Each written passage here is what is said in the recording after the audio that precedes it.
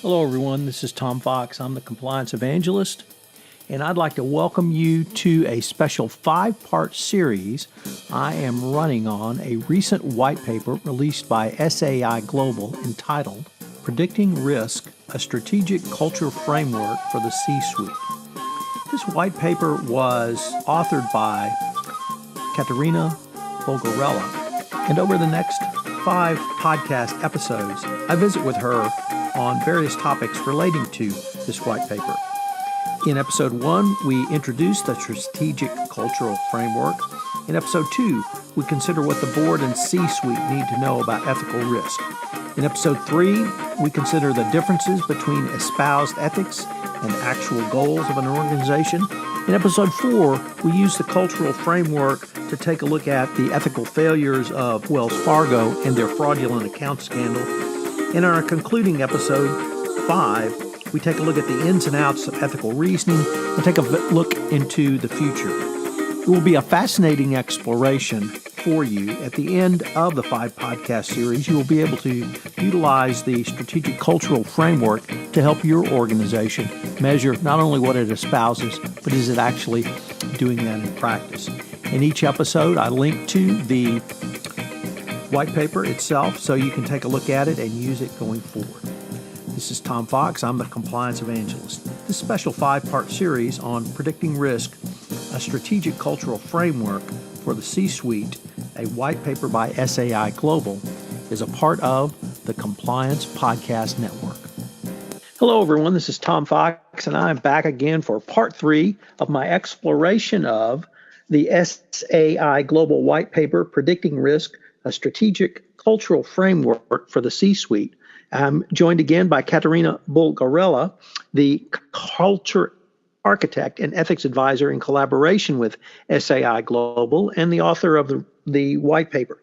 Today, we're going to take up bridging the gap between values and what an organization values, a discussion of the tensions and risks that arise from conflicting priorities and goals. So, Katerina, as always, welcome and thank you for taking the time to visit with me today. Thank you, Tom, for having me. It's a pleasure to be on to continue a conversation.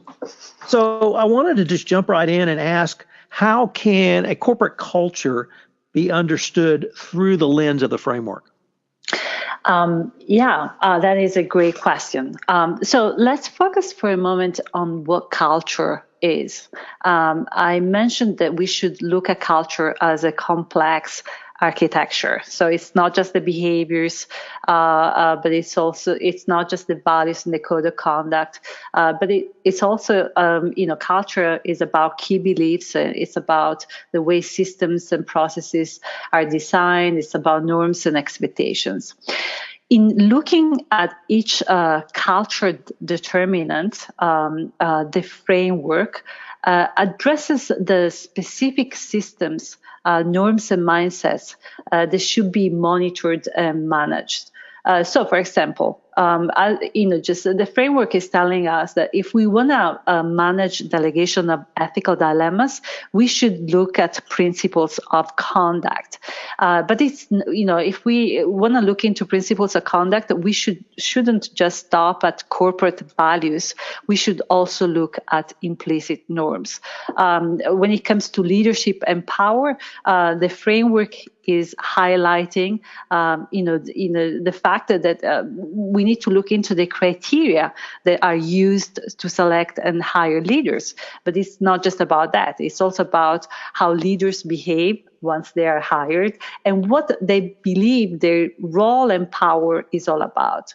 So in this sense, the framework tackles the multidimensionality of culture and it guides us through the layers that matter. So it's not just the talk, what people are told, but it's also the walk, how people are rewarded. It's not just what is said explicitly, we value safety, but it's also what is expected implicitly, deliver on time no matter what. It's not just whether people are asked to participate in training, but whether they work in an environment where they can discuss difficult issues. And so on. I say that, one important contribution that the framework makes when it comes to grasping culture has to do with the fact that it helps us understand the contradictions that define culture. It highlights the different directions in which people are pulled. The gap between what is said and what is done, and the way in which people are likely to respond to these inconsistencies. So you spoke a little bit, actually quite a bit about culture, but I was wondering if you might take it in a different direction and talk about the cultural influence on the level of risk in a corporation and how that all works into the framework. Yeah, I think so. Let's just keeping in mind the two cultural dimensions that the framework highlights. On the one hand, we have delegation of ethical dilemmas. On the other, we have ethical capacity. So we can use these the two cultural dimensions to identify different types of culture. And it's useful to think in terms of different types of culture because that helps us to think also in terms of different levels of risk and different types of risk. I want to point out that at a high level, just the delegation of ethical dilemmas sort of affects both the intensity of risk and the type of risk. The more dilemmas in organization, the more the pressure, the higher the likelihood, the people will make poor decisions. And also the nature of the dilemmas, tells us what type of risk the organization is likely to face.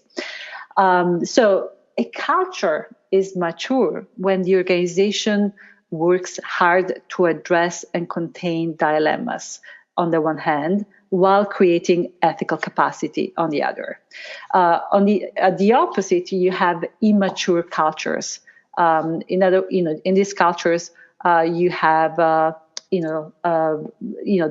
dilemmas are widespread, and ethical capacity is low. Between mature and immature cultures, there are two culture types worth keeping in mind: ambivalent cultures and righteous cultures. In an ambivalent culture, we find adequate conditions for ethical capacity. For example, people are encouraged to own ethical challenges. They are trained effectively. Their reasoning is engaged to a certain extent.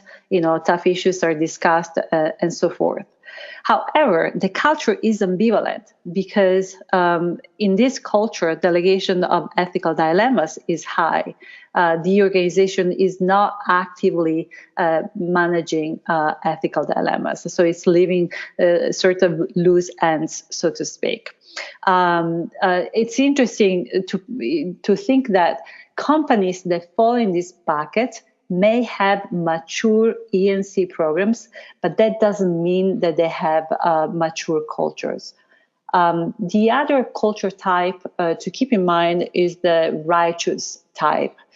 This is a culture that limits dilemmas, but doesn't nurture ethical capacity.